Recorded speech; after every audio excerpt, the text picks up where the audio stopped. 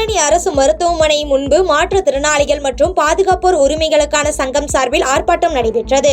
திருவண்ணாமலை மாவட்டம் ஆரணி அடுத்த ஆகாரம் கிராமத்தில் பார்வையற்ற மாற்றுத்திறனாளியான பழனி என்பவருக்கு அரசு மருத்துவமனையில் சிகிச்சை அளிக்காமல் அலைக்கழித்துள்ளனர். இதனை கண்டித்து மாற்றுத்திறனாளிகள் மற்றும் பாதுகாப்போர் உரிமைகளுக்கான சங்கம் சார்பில் ஆர்ப்பாட்டம் நடைபெற்றது. இதன் பின்னர் மருத்துவமனை நுழைவு வாயில் இரும்பு கேட்டில் மாற்றுத்திறனாளிகளை தடுக்க முயன்ற போலீசாருக்கும் மாற்றுத்திறனாளிகளுக்கும் தள்ளுமுள்ளு வாக்குவாதம் ஏற்பட்டதால் பரபரப்பு ஏற்பட்டது. சங்கராபுரம் அருகே கேஸ் சிலிண்டரை பயன்படுத்தி கள்ளச்சாராயம் காய்ச்சிய நபரை போலீசார் கைது செய்துள்ளனர். கள்ளக்குறிச்சி மாவட்டம் சங்கராபுரம் அருகே குன்றுமேட்டு காட்டுக்கோட்டாய் பகுதியில் கேஸ் சிலிண்டர் பயன்படுத்தி கள்ளச்சாராயம் காய்ச்சப்படுவதாக சங்கராபுரம் போலீசாருக்கு ரகசிய தகவல் கிடைத்துள்ளது. அதன் பேரில் சம்பவ இடத்திற்கு சென்ற காவல்துறையினர் ராஜேந்திரன் என்பவர் கள்ளச்சாராயம் காய்ச்சி கொண்டிருக்கும் போதே காவல்துறையினர் கையும் களவுமாக சுற்றி வளைத்து பிடித்து கைது செய்து கள்ளச்சாராயம் காய்ச்ச பயன்படுத்திய பொருட்களை பறிமுதல் செய்து விசாரணை மேற்கொண்டு வருகின்றனர்.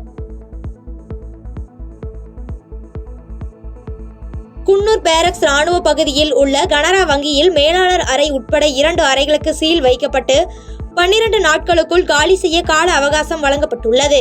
நீலகிரி மாவட்டம் குன்னூர் பேரக்ஸ் ராணுவ பகுதியில் உள்ள கனரா வங்கிக்கு குத்தகை காலம் நிறைவடைந்த நிலையில் காலி செய்ய எந்தவித நடவடிக்கை எடுக்கவில்லை என்பதால் சென்னையில் இருந்து வந்த வெலிங்டன் கண்டோன்மெண்ட் அதிகாரிகள் மேலாளர் அறை உட்பட 2 அறைகளுக்கு சீல் வைத்துள்ளனர். மேலும் 12 நாட்களுக்குள் காலி செய்ய கால அவகாசம் வழங்கப்பட்டுள்ளது. தேவூர் ஸ்ரீ தேவதுர்க்கை அம்மன் கோயில் நவராத்திரி விழா பூச்செரித்தலுடன் கோலாகலமாக தொடங்கியது.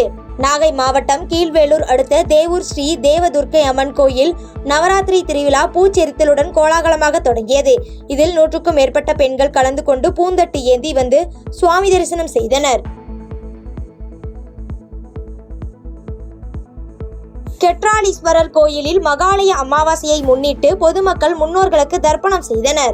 சிவகங்கை மாவட்டம் காரைக்குடி அருகே கோவிலூர் கெட்ராலீஸ்வரர் கோயில் மகாலய அமாவாசையை முன்னிட்டு காரைக்குடி மற்றும் சுற்றுவட்டார பகுதியில் உள்ள ஏராளமானோர் தங்களது முன்னோர்களுக்கு தர்ப்பணம் செய்தனர். இங்கு ஏராளமான பொதுமக்கள் குவிந்து தர்ப்பணம் செய்தனர்.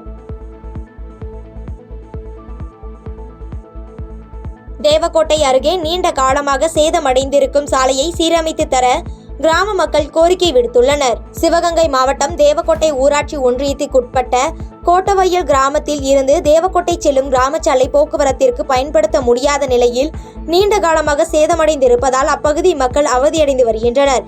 இந்நிலையில் சாலையை சீரமைத்து தர கிராம மக்கள் கோரிக்கை வைத்துள்ளனர். பள்ளப்பட்டி பகுதியில் கந்தூரி திருவிழாவில் சாதி மத பேதமின்றி கலந்து கொண்ட அனைவருக்கும் சமத்துவ அசைவ விருந்து நிகழ்ச்சி நடைபெற்றது. கரூர் மாவட்டம் பள்ளப்பட்டி பகுதியில் மகான் அப்துல் கரீம் பாபா தர்காவில் 70 ஆண்டுகளாக கோஷெட் குடும்பத்தினர் கந்தூரி திருவிழா நடத்தி வருகின்றனர்.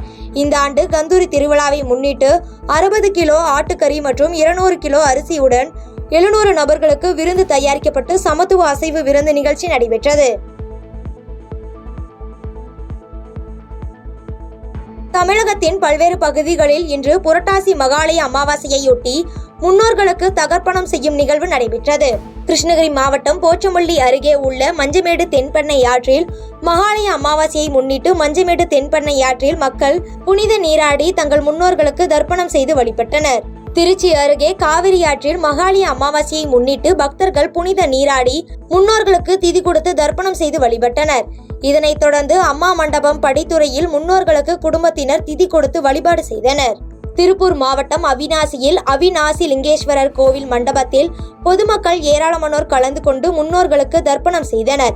இதனைத் தொடர்ந்து தாராபுரம் அமராவதி ஆற்றங்கரையோரத்தில் அமைந்துள்ள ஈஸ்வரன் கோவிலில் உள்ள படித்துறையில் ஆயிரக்கணக்கானோர் மறைந்த முன்னோர்களுக்கு ஆற்றில் புனித நீராடி திதி கொடுத்தனர். கடலூரில் வெள்ளி கடற்கரையில் புரட்டாசி மகாலய அமாவாசையையொட்டி ஏராளமான மக்கள் முன்னோர்களுக்கு தர்ப்பணம் செய்தனர். இதனைத் தொடர்ந்து விருதுநகர் திருச்சுழி அருள்மிகு திருமேனிநாதர் கோவிலில் மகாலய அமாவாசையை முன்னிட்டு குன்றாற்றில் ஏராளமான பக்தர்கள் முன்னோருக்கு திதி தர்ப்பணம் செய்து சுவாமி தரிசனம் செய்தனர். புவனகிரியில் தமிழர் தற்காப்பு பயிற்சி பள்ளி சார்பில் மாநிலம் தழுவிய சிலம்ப போட்டி நடைபெற்றது. கடலூர் மாவட்டம் புவனகிரியில் தமிழர் தற்காப்பு பயிற்சி பள்ளி சார்பில் மாநிலம் தழுவிய சிலம்பம் போட்டி நடைபெற்றது. இதில் தமிழகத்தில் உள்ள தேனி, திண்டுக்கல், சேலம், மதுரை, கடலூர் உள்ளிட்ட 16க்கும் மேற்பட்ட மாவட்டங்களில் இருந்து வருகை தந்த 300க்கும் மேற்பட்ட மாணவர்கள் சிலம்ப போட்டியில் பங்கேற்று தங்களது திறமைகளை வெளிப்படுத்தி பங்கேற்றனர். காந்தி ஜெயந்தி மற்றும் காலாண்டு விடுமுறையை முன்னிட்டு உதகை படகு இல்லத்தில் சுற்றுலா பயணிகள் குவிந்தனர். நீலகிரி மாவட்டத்தில் காந்தி ஜெயந்தி மற்றும் காலாண்டு விடுமுறை காரணமாக உதகையில் உள்ள சுற்றுலா தலங்களில் சுற்றுலா பயணிகளின் கூட்டம் அலைமோதியது.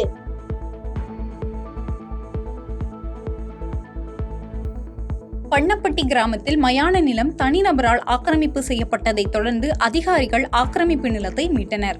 சேலம் மாவட்டம் ஓமலூரை அடுத்த பண்ணப்பட்டி கிராமத்தில் நீர்நிலை மற்றும் மயான நிலம் தனிநபரால் ஆக்கிரமிப்பு செய்யப்பட்டதை தொடர்ந்து உயர்நீதிமன்றத்தில் விசாரணை மேற்கொள்ளப்பட்டது. இதன்படி வழக்கை விசாரித்த நீதிபதிகள் ஆக்கிரமிப்பை அகற்ற அதிகாரிகளுக்கு உத்தரவிட்ட நிலையில் கடந்த ஆண்டு ஆகஸ்ட் மாதம் அதிகாரிகள் ஆக்கிரமிப்புகளை அகற்றினர்.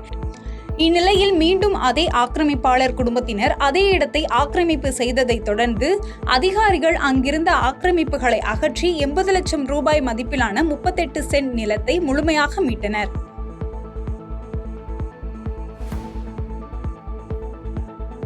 குடியாத்தம் அருகே பேருந்தில் கல்லூரி மாணவனை தாக்கிய மர்ம நபர்களை போலீசார் தேடி வருகின்றனர். வேலூர் மாவட்டம் குடியாத்தம் அருகே கேவிக்குப்பம் பகுதியைச் சேர்ந்த 3ஆம் ஆண்டு பிகாம் படித்து வரும் மாணவன் கல்லூரி முடித்தவுடன் வீடு திரும்ப பேருந்தில் சென்றுள்ளார். அப்போது திடீரென பேருந்துக்குள் ஏறிய சில வாலிபர்கள் கல்லூரி மாணவனை சரமாரியாக தாக்கிவிட்டு தப்பி ஓடினர். இது குறித்து போலீசார் பேருந்தில் இருந்த CCTV காட்சிகளை வைத்து மாணவனை தாக்கிய மர்ம நபர்களை தீவிரமாக தேடி வருகின்றனர்.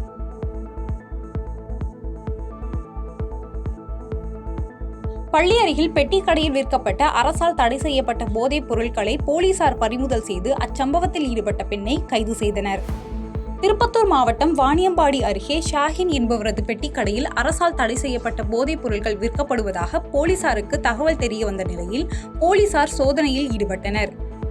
இந்நிலையில் சோதனையின் போது போலீசார் அவரின் கடையில் இருந்த சுமார் 6 கிலோ எடையுள்ள போதைப் பொருட்களை பறிமுதல் செய்து அச்சம்பவத்தில் ஈடுபட்ட பெண்ணை கைது செய்து விசாரணை மேற்கொண்டு வருகின்றனர்.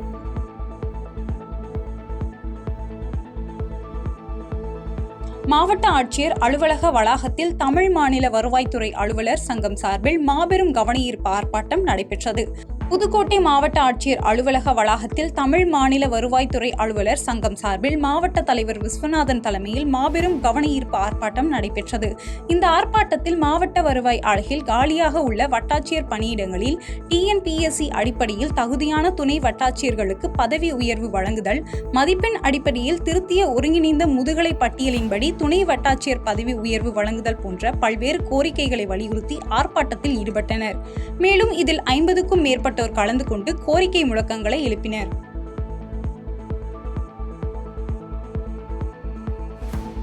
மக்கள் தொடர்பு அலுவலகம் மற்றும் கற்பகம் உயர்கல்வி நிறுவனம் சார்பில் தூய்மையே சேவை விழிப்புணர்வு நிகழ்ச்சி நடைபெற்றது. கோவை ரேஸ்கோர்ஸ் பகுதியில் மத்திய தகவல் மற்றும் ஒலிபரப்பு அமைச்சகத்தின் கீழ் இயங்கும் மக்கள் தொடர்பு அலுவலகம் மற்றும் கற்பகம் உயர்கல்வி நிறுவனம் சார்பில் தூய்மையே சேவை விழிப்புணர்வு நிகழ்ச்சி நடைபெற்றது.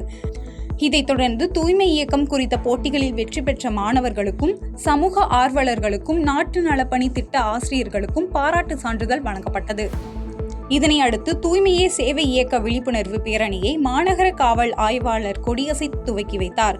இதனை அடுத்து மாநகர காவல் ஆணையர் கொடியசைத்து துவக்கி வைத்த இந்த பேரணியில் மாணவர்கள் பலர் கலந்து கொண்டு விழிப்புணர்வு ஏற்படுத்தும் வகையில் பதாகைகளையும் தேசிய கொடியையும் ஏந்தியவாறு ஊர்வலமாக சென்றனர்.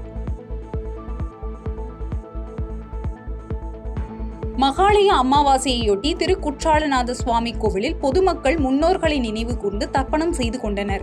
மகாலய அமாவாசையை முன்னிட்டு தென்காசி மாவட்டம் குற்றால அருவிக்கரைகளில் அமைந்துள்ள திருக்குற்றாலநாத சுவாமி கோவிலில் சிறப்பு வழிபாடு மேற்கொள்ளப்பட்டது. மேலும் மறைந்த முன்னோர்களுக்கு தர்ப்பணம் செய்வதற்காக அதிகாலை முதலே ஏராளமான மக்கள் கூடி புரோகிதர்களிடம் முன்னோர்களை நினைவு கூர்ந்து தர்ப்பணம் செய்து கொண்டனர். பவானி கூடுதுறையில் மகாலய அமாவாசையை முன்னிட்டு ஏராளமான பக்தர்கள் தங்களது முன்னோர்களுக்கு தர்ப்பணம் செய்து கொண்டனர். ஈரோடு மாவட்டம் பவானி கூடுதுறையில் மகாலய அமாவாசையை முன்னிட்டு ஏராளமான பக்தர்கள் தங்களது முன்னோர்களுக்கு தர்ப்பணம் செய்து கொண்டனர். இதன் காரணமாக கோயிலின் சுற்றுவட்டார பகுதிகளில் பொதுமக்கள் கூட்டம் அலைமோதியதால் அப்பகுதியில் போக்குவரத்து நெரிசல் ஏற்பட்டது.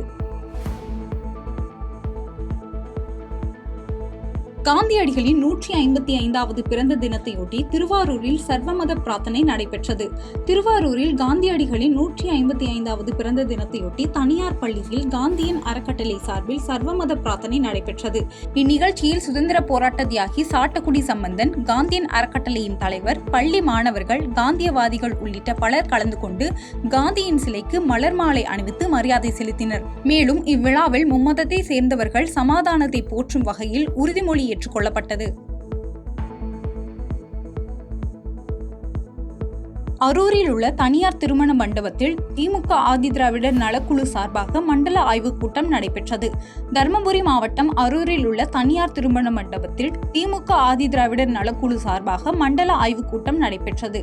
இந்நிகழ்ச்சியில் ஆதிதிராவிடர் நலக்குழு மாநில செயலாளர் மற்றும் பூந்தமல்லி சட்டமன்ற உறுப்பினர் கிருஷ்ணசாமி கலந்து கொண்டு பேசியபோது, இந்தியாவில் முதலாக தொடங்கப்பட்ட மாநில கட்சி திமுக தான் என்றும், பேரறிஞர் அண்ணா 20 ஆண்டுகள் இந்த கட்சியை சுமந்தார். ஆனால் கலைஞர் கருணாநிதி 50 ஆண்டுகளாக இக்கட்சியை சுமந்தார் என்றும் கூறினார். தொடர்ந்து பேசிய அவர், விஜய் கட்சி, சீமான் கட்சி மற்றும் மற்ற கட்சியை சேர்ந்தவர்கள் ஆதிதிராவிட மக்களை திமுகவில் இருந்து பிரிக்க பார்க்கிறார்கள் என்றும் கூறினார். காந்தி ஜெயந்தியை முன்னிட்டு பல்வேறு இடங்களில் காந்தி சிலைக்கு மாலை அணிவித்து மரியாதை செலுத்தப்பட்டது. இதன்படி கடலூர் மாவட்டத்தில் பன்ருட்டி கடலூர் சாலையில் அமைந்துள்ள காந்தி திருவுருவ சிலைக்கு இந்திய கம்யூனிஸ்ட் கட்சியினர், காங்கிரஸ், ரோட்டரி சங்க நிர்வாகிகள், தொழில் வர்த்தக சங்க நிர்வாகிகள் உட்பட பலர் கலந்து கொண்டு மாலை அணிவித்து மரியாதை செலுத்தினர். இதைத் தொடர்ந்து மது ஒழிப்பு, தீண்டாமை ஒழிப்பு மற்றும் பெண்களுக்கான வன்கொடுமை போன்றவற்றிற்கு எதிராக உறுதிமொழி ஏற்கப்பட்டது. மேலும் புதுக்கோட்டை மாவட்டம் பொன்னமராவதியில் காந்தி ஜெயந்தியையொட்டி காந்தி சிலைக்கு காங்கிரஸ் கட்சியினர் மாலை அணிவித்து மரியாதை செலுத்தினர். தொடர்ந்து காமராஜர் நினைவு தினத்தை முன்னிட்டு அவரின் திருவுருவ படத்திற்கு மாலை அணிவித்து மரியாதை செலுத்தி இனிப்புகளை வழங்கினர். இதைத் தொடர்ந்து தூத்துக்குடி மாவட்டம் கோவில்பட்டியில் உள்ள காந்தி மண்டபத்தில் காந்தியின் திருவுருவ சிலைக்கு வடக்கு மாவட்ட பொறுப்பாளர் அருண் பாண்டியன் தலைமையில் காங்கிரஸ் சார்பில் மாலை அணிவித்து மரியாதை செலுத்தப்பட்டது.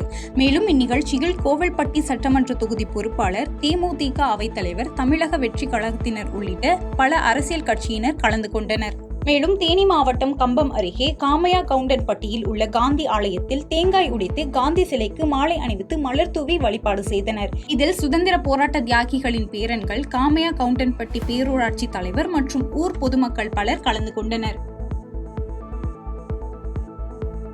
பாதகம் செய்பவரை கண்டால் நாம் பயங்கொள்ளலாகாது பாப்பா, மோதி மிதித்து விடு பாப்பா, அவர் முகத்தில் உமிழ்ந்து விடு பாப்பா. அண்மை செய்திகளை உடனுக்குடன் தெரிந்து கொள்ள இணைந்திருங்கள் இயம்நாடு தொலைக்காட்சியுடன்.